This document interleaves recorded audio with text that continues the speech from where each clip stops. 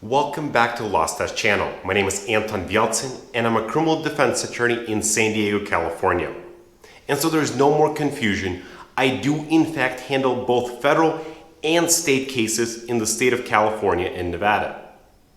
Now in this video, we're going to answer one question: whether the police can extend a lawful stop of a vehicle if the passenger of the vehicle is refusing to identify himself, even though there is no reasonable suspicion that he committed any crimes.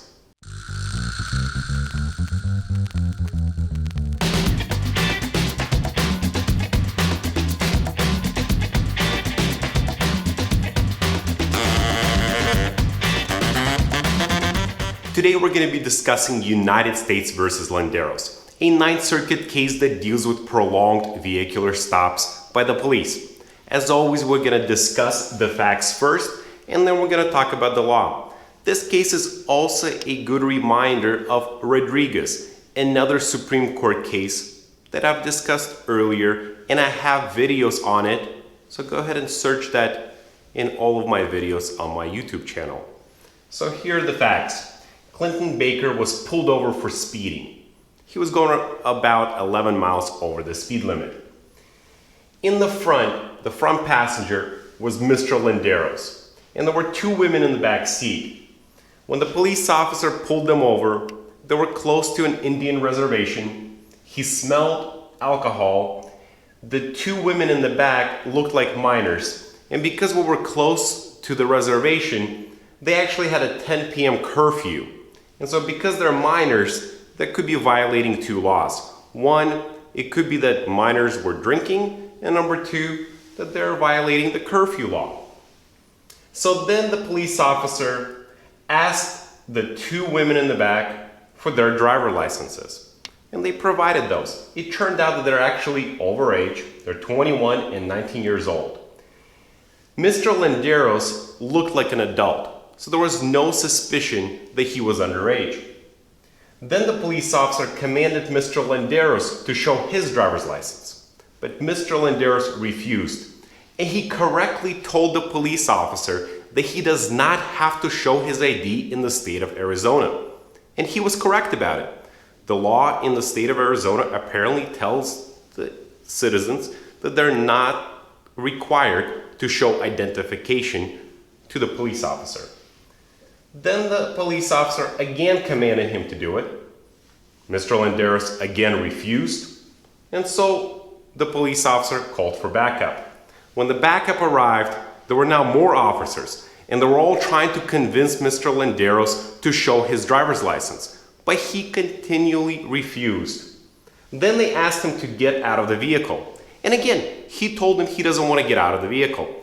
So it took several minutes for the officers to convince Mr. Landeros to get out of the vehicle. After those several minutes, he exited the vehicle, and the police officers noticed that there were open containers in the front seat on the floor. They also noticed a pocket knife and machete. So the officers got him out of the car, they handcuffed Mr. Landeros, and they asked him to search his pockets. Mr. Landeros consented to that search. Again, I repeat this over and over every week in most of my videos.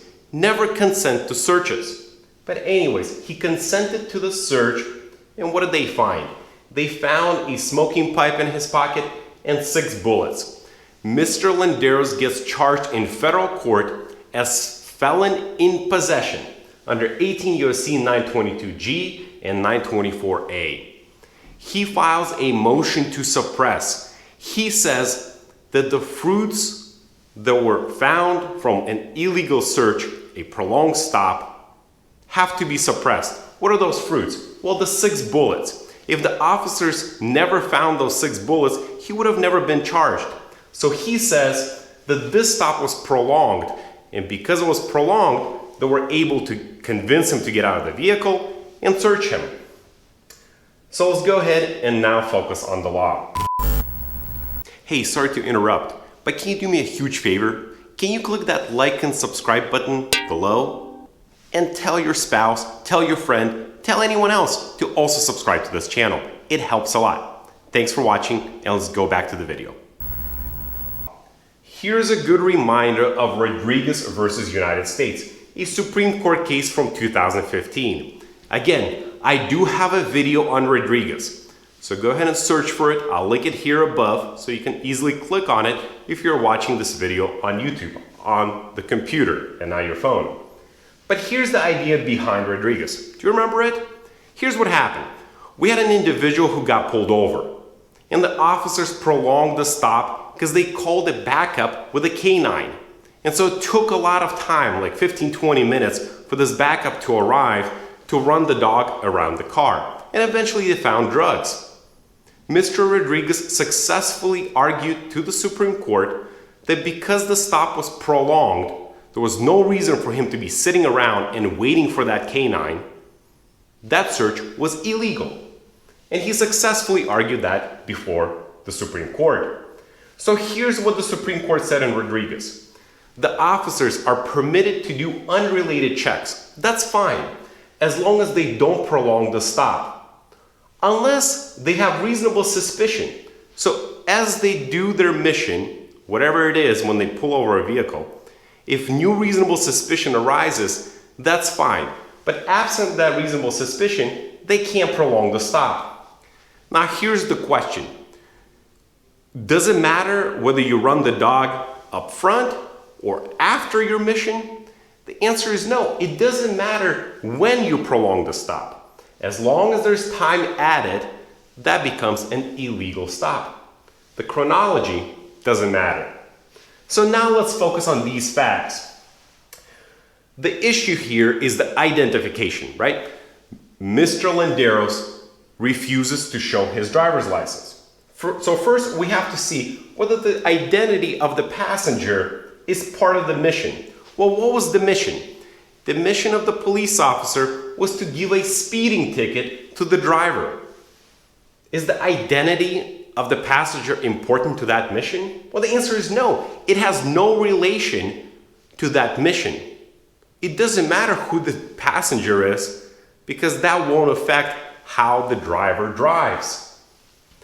And number two, of course, during the mission, the officers can sometimes extend the time because they have to do safety checks, safety precautions, right? They might think that somebody is armed or dangerous.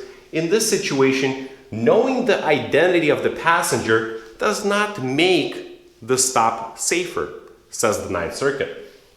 So we know that this identity issue is not part of the mission. The second, of course, is it can always be supported by independent reasonable suspicion. Remember, I told you that just a second ago in Rodriguez. If there's reasonable suspicion, the officers can prolong the stop. But what is the reasonable suspicion here?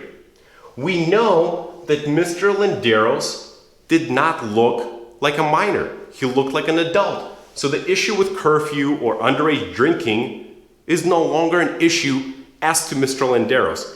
It was as to the two women in the back because the officers thought they were underage. But the officer himself testified that Mr. Landeros did not look underage. He actually testified that this was a standard procedure in this department to always ask for driver's licenses of the passenger. Well, because we know it's a standard procedure, we now also know that if it prolongs the stop, that's an illegal procedure. And finally, the government argues that Mr. Landeros' failure to comply with lawful orders is in itself the reason why the stop was prolonged. The officers asked him for a driver's license and officers asked him to get out of the car. And because he was refusing to do those two things, he was violating a lawful order. And so that's why the stop was prolonged. Again, the Ninth Circuit doesn't buy it. Because the key issue here is lawful order. We now know that that was not a lawful order. In the state of Arizona, you do not have to show your driver's license. So he wasn't actually violating any lawful orders because those commands were not lawful orders. Because Mr. Landeros is correct, the stop was prolonged. We don't know how long. We know it's several minutes longer when the backup arrives. But we know that it has been prolonged. By the time the officer figured out that the women were overage, Really, he should have given the ticket to the driver or the warning and let all of them go. Everything under here makes the stop prolonged. All of these 4 bullet points below.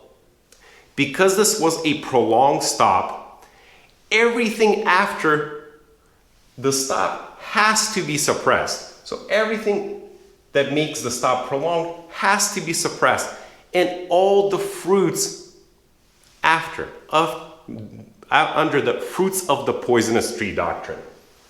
And because we have to suppress it, he cannot be charged with felon in possession. Because after all, those bullets would have never been found. If you now understand again a little bit better how Rodriguez works, this was a good illustration of it. I hope you click like, subscribe, hit that bell notification button so next time I post, you'll be first to know. Thanks for watching.